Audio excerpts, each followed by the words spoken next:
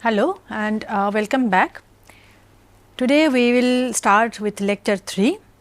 In lecture 2 we have looked at the perspective of how BTR probably helps or it does not help in language acquisition. So, on the one hand there are certain features of baby talk register or child directed speech which are different from the average adult to adult speech, and we have also looked at how the acoustics, for example, the vowel space, all those things change, and because of which probably children find it easy to acquire those particular features of a language. Then, but we also saw that even though the vowel space is increased, it is sort of stretched, but there were questions that were raised that even if that is the vowel space is stretched, the English and Russian and other languages will have different kinds of distinctions to be made within that very space. So, how does it help?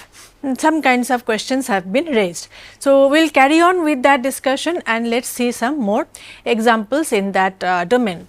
So, there is another kind of example that have been quoted in literature, they are called direct negative evidence.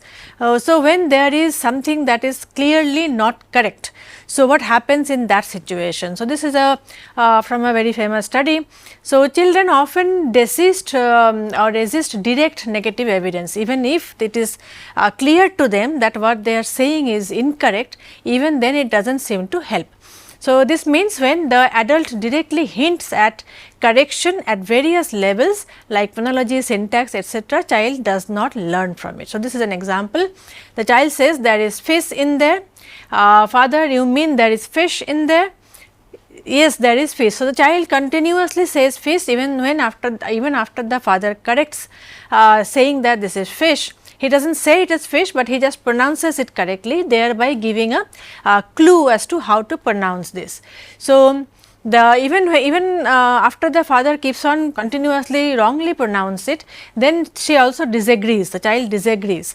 So, this is she with the we have put it in capital letters. So, to show that there is, she understands, she is trying to by stressing on the word, she is trying to tell that no, this is not correct, what you are saying is not correct, but she is saying the same thing which she thinks correct. So, this is an example of direct negative evidence. So, we have already seen this before, that one probable reason for this is that the child understands the difference. However, the utterance and the understanding do not have a one-to-one mapping at this particular stage. So, it is quite clear, as we have seen in some other examples before as well, the children are aware about the acoustic signatures, but when production comes, there seems to be some sort of a lapse. Similarly, in case of syntax also we have similar kind of data from older studies. Child says the mummy go to the store, father mummy goes to the store, no daddy, I say it that way, not you. So, if I can make mistake, I am this is my way of speaking, but you cannot, you are not supposed to make that kind of mistake. So, father and the father keeps playing with her. So, mummy went to the store, no. So, he creates certain kinds of wrong pronunciation, wrong formation of the word, child does not agree, and then when he says mummy went to the store, that is right, and then even if she understands it is right, she goes back to her goad. So, these are some of the examples that that tell us where the problem probably lies. Similarly, another example, mother, this is a duck, mother says say duck, child will say doggy. In spite of many repetitions, the child keeps on calling the duck a doggy. Now, because of this kind of experiences, because of this kind of examples from literature, many scholars have opined that in terms of linguistic input, children are not exactly data driven. That is what Barbara Luss talks about. She said it is not like they are actually picking up from the data. So, what is happening is not directly understandable by looking at the data that is available around them. Children do not pick up data as we might think they do. So, they are not really looking at the data and trying to pick up knowledge from it. Rather, it is possible that they are considering the input while imposing structure on it. Remember that structure is the underlying universal grammar structure that we have talked about before. So, they do make mistakes and they are not being taught. So, that is being taught is the behaviorist way of looking at it. So, they refuse to learn because they are taking the input from the environment, but they are trying to impose the structure that they already have inherited. So, the structure is already there, she is just trying to. So, when she says go good, because it happens because of the underlying grammatical structure that the past tense will need ed. In some cases in English, for example, there are exceptions, but they are yet to get there. So, the mistake is primarily because they are trying to put structure on the input that they are getting. So, what do all these results mean? As per some scholars, of course, there are differences of opinion. As per some scholars, this kind of findings primarily mean that they mean two things. One strong form of motherese cannot be confirmed, meaning that children learn using motherese that cannot be tenable, because they simply refuse to learn that, as we have already seen. Secondly, the result does not negate the possibility that children attend to specific properties of the input. They do attend. As she was correcting the father when he says fish, he says no, not fish. So, she is paying attention, however, that attention is not resulting into her copying the father. So, the idea is that the motherese strong hypothesis of the motherese hypothesis will not be tenable. Hence, these findings may suggest, as per these scholars, they suggest a semi-autonomous unfolding of the language capabilities. These are entirely autonomous, but semi-autonomous because the underlying grammar is already there. Effects of meta-learned input are those that match with the learner's biases. Remember, we talked about bias before. So, those inputs that seem to match their bias, they are only attending to those things. So, that means the infant selects some properties of the input that are considered language specific factors needing induction. So, we have discussed this before, but let me just brush up your memory that we are as per the nativist theory, we are born with the universal grammar, we have the underlying algorithmic factor already there with each human being, we are bio-programmed to learn language. However, for us to have those induction of the language specific properties, we need some amount of input. So, that is the input we are talking about, and as far as these researchers they are concerned, that is the amount of attention they are ready to allow the child to have on the environmental inputs, various kinds of inputs.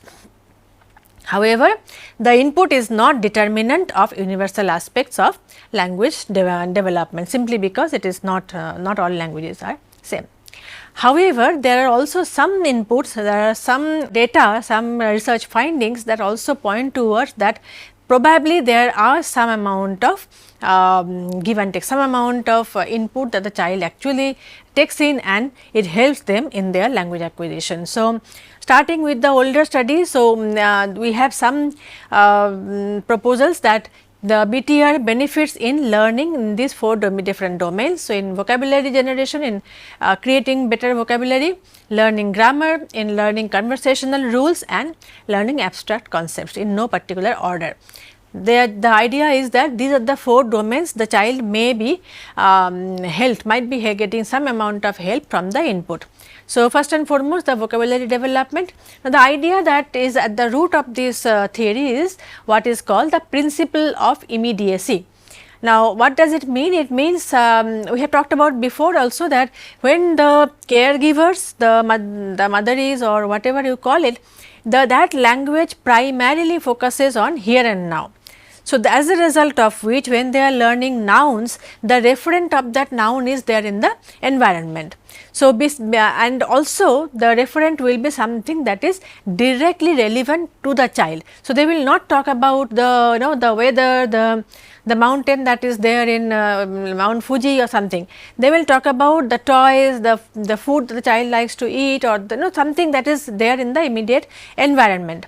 So, because the words used by caregivers are generally directly relevant for the child, introducing the words this way enables children to relate the words with their reference, and that is how they will probably be able to learn more, acquire more words, acquire vocabulary in a better way. That is how it is supposed to help them learn new things. And also there is a tendency in the caregivers to introduce new and new toys, new objects to the child. So, there might be some amount of impact of that effort on the vocabulary learning of the child. That is the idea. Similarly, understanding abstract concepts. Now, learning concrete objects is one thing, learning abstract things is a completely different thing, because you cannot have a direct referent to it. You cannot show happiness, you cannot show sadness. Of course, there are some facial expressions you can make, or the children are taught, if you are happy, if you are sad, if you are happy, you do certain things. So, those things are there. So, that is what the idea is all about. So, in order to teach children the abstract concepts, there are some kind of a roundabout ways that the caregivers typically use. So, one example that they have given is that the case of hungry. Now, the concept of hunger is not directly, you cannot point out this is hunger. So, what they do typically is they will use related words with respect to hunger and try to teach the concept to the child. So, they might be using stressing more on words like stomach or eat and so on and so forth. Similarly, if you are happy, that is this nursery rhyme, if you are happy you do something. So, that is how you teach how you are happy. So, if you are happy you will be dancing, if you are happy you will be stomping in your feet and so on and so forth. So, that is what the idea behind this mother is helping and learning abstract concepts. There some amount of help is there that the environmental input is providing them. Similarly, learning grammar naturally. Now, there are two ways in which you can learn grammar of the language. One, which is how all typically developing children learn, is through the way they start learning the language in the environment. And when you are learning a language in the later part of your life as a second language or third language, very often it happens that you will learn it through in a formal way. So, in that is what we mean by learning grammar naturally. So, there is another way of learning grammar, which is the formal manner. In the childhood, when the child is learning his or her first words, they are also simultaneously picking up the grammatical rules of the language. So, generally when the speech to children is short, simplified and always grammatical, it is not possible for it does not happen that way. Caregivers do not use a ungrammatical sentence while talking to the child, because they are always using grammatical sentences and also making it bite sized portions, smaller sentences, shorter sentences, simpler sentences, so on and so forth. So, as a result of which it is supposed to help them acquire grammar.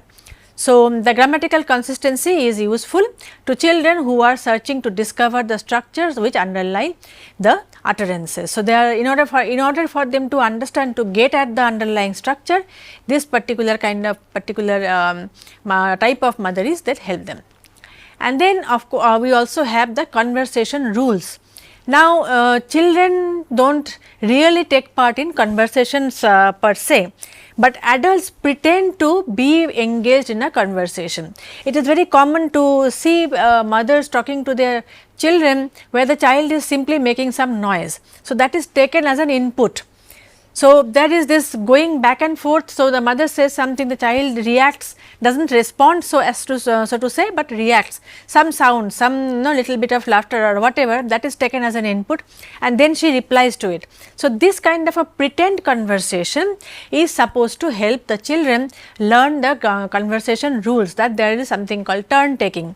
One person speaks and then the other person responds, and so on and so forth. So, this is said to teach children to take their turns as speaker and listener in a conversation. Thus, children learn the basic rules of conversation turn, even though the adults will carry the most of the conversation, because obviously children are not exactly there.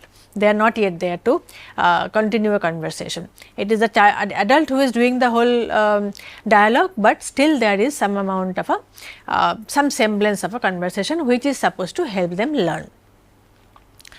These are older, slightly older proposals, but in recent times we have more of experimental data in this domain, and based on those data now we have some amount of evidence that says that motherese probably has some amount of impact on the way children learn language. So, for example, acoustic stretching in motherese, which we discussed in the previous lecture, observed across languages makes phonetic units more distinct from one another. So, you have a large number of findings that actually give you the proof of it. Now, mothers who use the exaggerated phonetic pattern to a greater extent when talking to their typically developing 2-month-old infants show that significantly better performance. Those infants show significantly better performance in phonetic discrimination task when tested in the laboratory. This is a very important study that connected motherese with the children's capacity to perform to do speech related segmentation. So, the Lu et al. Study. So, the exaggerated phonetic patterns, and then they found it on 2 months developing 2-month-old infants, very small, very young infants. They showed a direct correlation between the mother's exaggeration of the phonetic pattern and the child's ability to segment, to find phonetic discrimination. That was a positive correlation.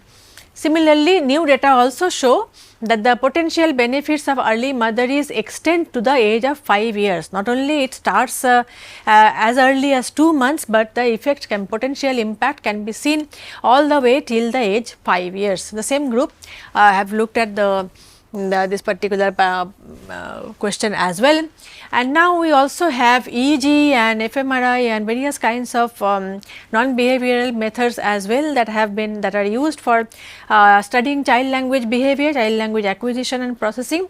So, one of those studies is an ERP study that indicate that infants' brain responses to the exaggerated patterns of motherese elicit an enhanced N to 50 as well as increased neural synchronization at the frontal central parietal sites. So, there is a neural signature that seems to be elicited by ERP studies dependent on the exaggerated patterns of motherese. So, the motherese on the one hand, which typically tends to exaggerate certain things, and as a result you also see some neural signatures of it. That is what it basically means. I am not going into the detail of the study.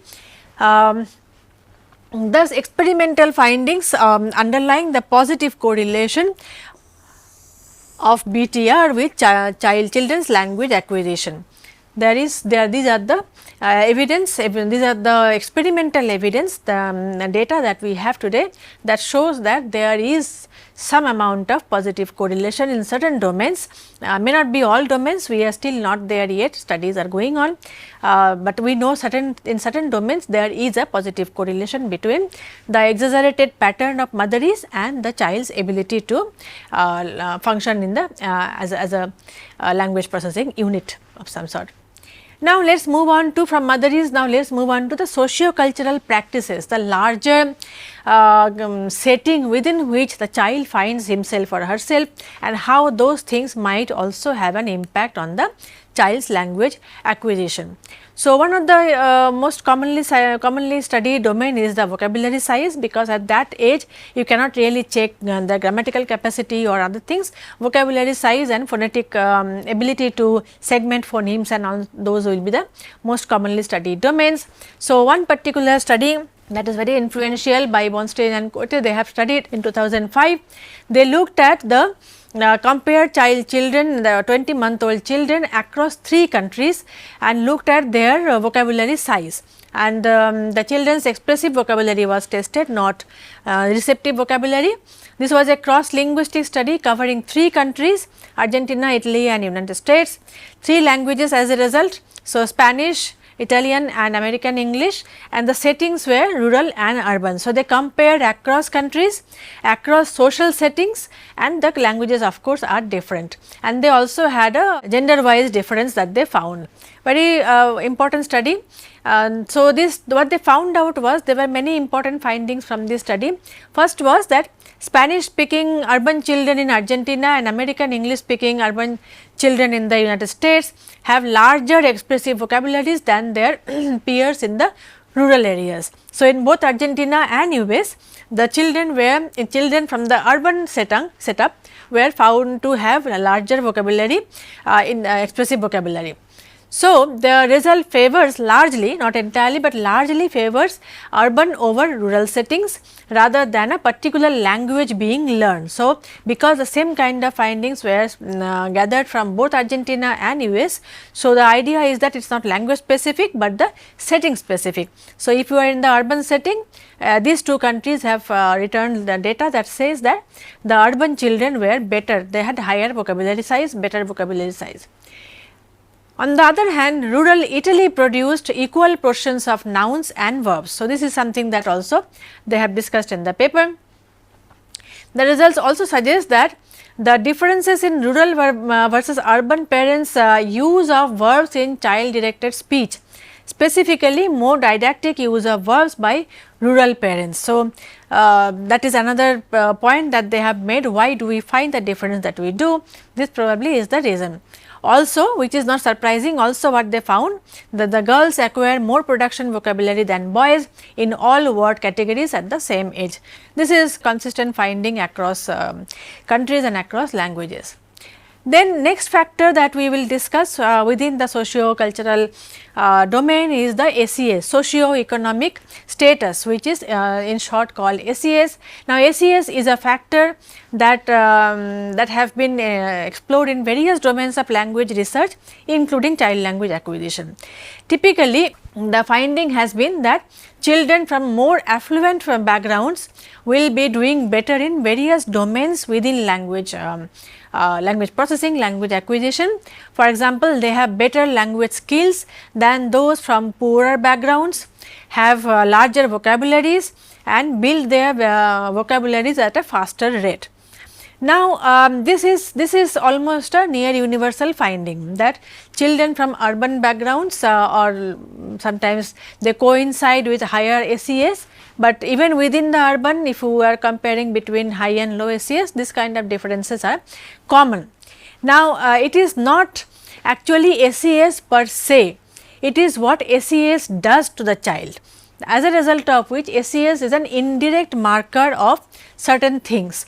So, this has an indirect influence and works more through various things like children's physical and psychological environment, because in a higher SES background, in a higher SES household, the entire scenario will be different. So, how will they be different? So, the home learning environment differs. In a higher SES home, the learning environment, for example, a simple thing like they might be having more books at home, they might be discussing books at home, they might be talking about ideas and things rather than anything else. So, this kind of differences are what actually happens and what actually has an impact on the child's language acquisition rather than SES itself. That is why SES is called an indirect method to study certain social practices. So, joint book reading has been studied by various groups as to how they might be having an impact. Joint book reading is a variable pointed out by many, and then the learning environment, of course, the home learning environment. So, this has a positive correlation with language development in a range of settings, both well resourced and more poorly resourced. So, even when the resource poor background is there, but there is a culture of joint book reading, this might override the SES factor. So, this is taken as a very important variable in this kind of studies. Also, storytelling. Storytelling has also been studied. Many cultures have many of the world's communities have a storytelling culture, be it a bedtime story, be it grandmothers or grandparents telling stories to the grandchildren. Storytelling is a part of, used to be a common part of household activities. So, if this has also been studied. So, if the kind of culture of storytelling versus culture where storytelling as a practice has kind of reduced, dwindled. So, in that kind of situation also you see a differential impact. Another factor within the SES is the maternal education. So, it is also a well known factor that if the mother is educated, chances of the family, the children being turning out better is always higher.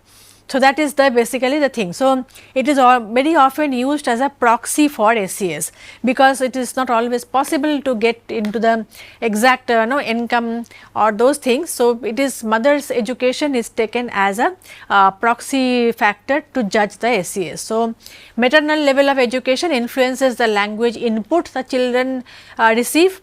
Not only language, various other kinds of input, but language very more importantly. Children of mothers with higher levels of education show better language skill than their peers whose mothers have lower level of education. That also has been studied quite widely over a period of time. So, in terms of productive vocabulary, several studies have shown that a higher level of maternal education correlates with a higher level of expressive vocabulary in different ages. So, this is also another important variable. However, even the mother's education, maternal education and mother's interaction with the child, these are also indirect methods. This is an indirect impact. Maternal level of education affects the quality and quantity of language input the child receives.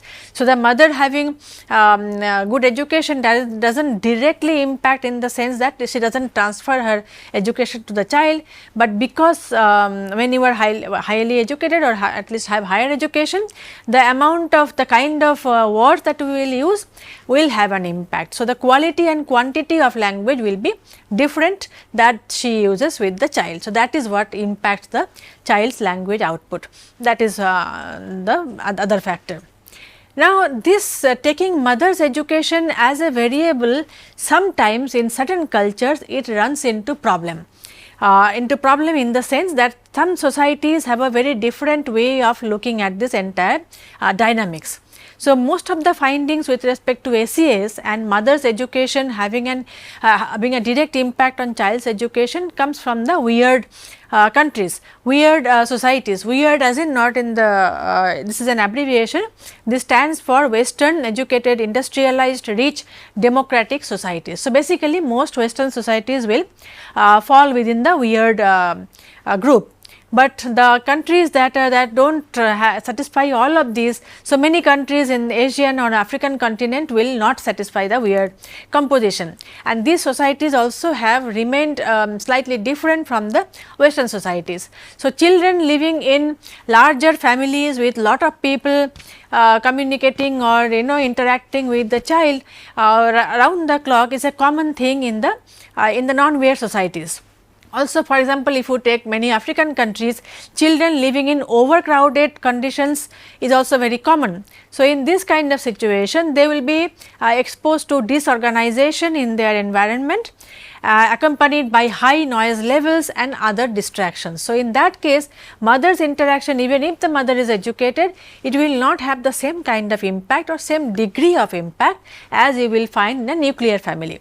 In a nuclear family, there is a one-to-one discussion, not discussion, let us say some kind of a conversation between the mother and the child. This will not happen in a family where there are lots of people.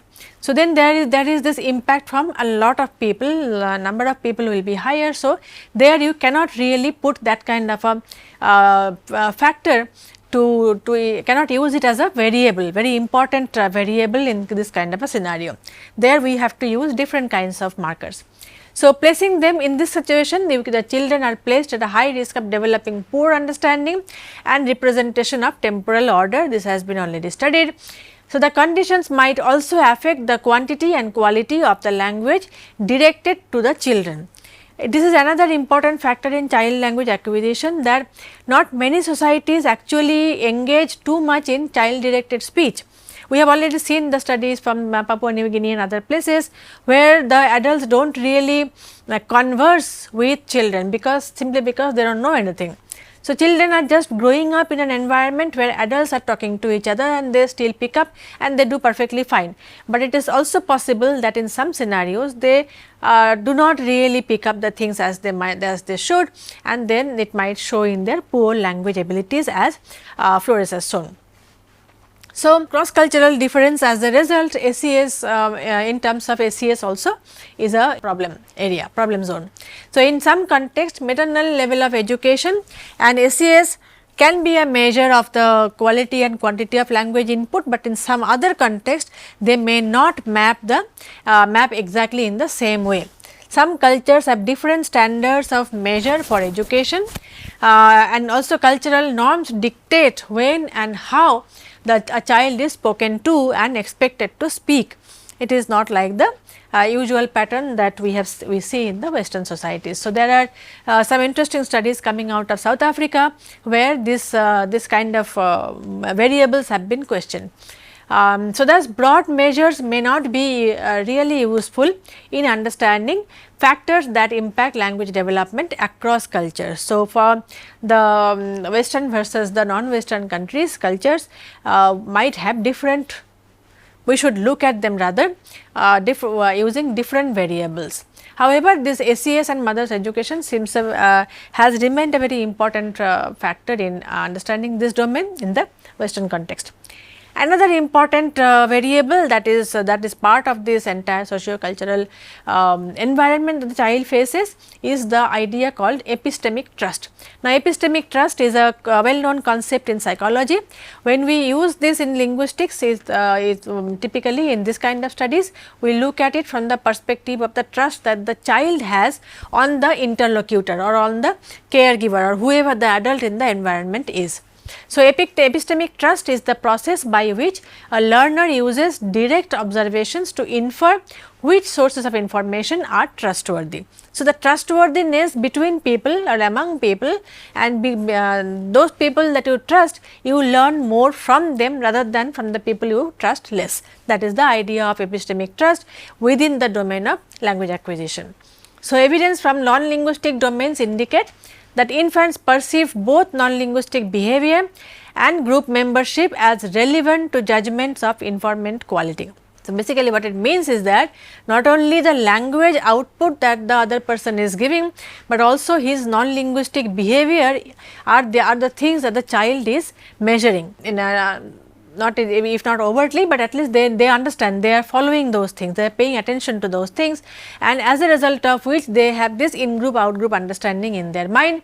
So, infants are more likely to imitate instrumental actions when they are presented with information who demonstrate these things: competence in the conventional usage of objects, and then reliability with respect to eye gaze, and of course, emotional cue. So, these are the three domains that are studied within the idea of epistemic trust with respect to children. So, when they see people passing the test in these three domains, that is when they imitate them or they learn from them. So, in this domain there are some very interesting studies. These are pretty one of the recent studies, so I have quoted here. So, infant behavior, this study looked at infant behavior on word learning tasks. The idea of epistemic trust was explored with 7-month-old infants, their response to talkers. So, they had two different two different races represented. So, two racial groups were there, and they had eye gaze either more or less reliably predicted the appearance of a stimulus in the indicated location. So, basically how accurate the person's eye movement or eye gaze was with respect to appearance of a particular stimulus in a particular location. These were the two different variables. So, the race and the accuracy of the eye gaze towards finding an object in the location. These two things they were looking at. So, when the talker's gaze was perfectly reliable, that is 100% of the time, infants were significantly above chance following the talker's gaze, regardless of the talker's racial group. So, when they trust the person's abilities as evidenced by their eye gaze to the object, when they are 100% of the time correct, then they focus on those people even if they are of a different race. So, they can then override the racial identity and focus on that person, and then they follow their gaze. However, when the gaze cue was unreliable, that is only queuing 50% of the time, then they follow the gaze of the own race person. So, this is what we meant by in group out group. So, what is important, what are the parameters on which the children are measuring up the informants, the talkers is based on how accurate they are. If they are accurate, whoever it is, they will follow them. If they are not accurate, then they will follow the own race person. This is how the study. So, given uncertainty, in case of uncertainties, infants appear to recruit prior belief about the relationship between non-linguistic social cues and informant trustworthiness. This is how epistemic trust is checked in with respect to infants learning language. So, it is also visible in the children's preference for familiar versus novel speakers for word learning. Number of studies have also looked at it. So, this is already well known that children learn from more from familiar people compared to novel people. So, people they do not know, they will not really learn more from them. So, infants in a preferential attention to familiar speaker is born out of their social perception that these speakers are comparatively reliable. So, these are some things to in the domain of epistemic trust. So, to sum up, socially motivated cognitive grouping is a part of human behavior and likely emerges quite early. This has been also studied that children acquire these things, these understandings pretty early, the grouping, cognitive grouping, how, which what are the groups in your vicinity. This probably leads to differential attitude of children toward in-group and out-group members. Infant language learners may fruitfully bring their social knowledge to bear on the linguistic task. So, this social knowledge is already in place. It can only be overridden only in case of their as the previous study looked at, if they are correct 100% of the time, even if they are not their own group.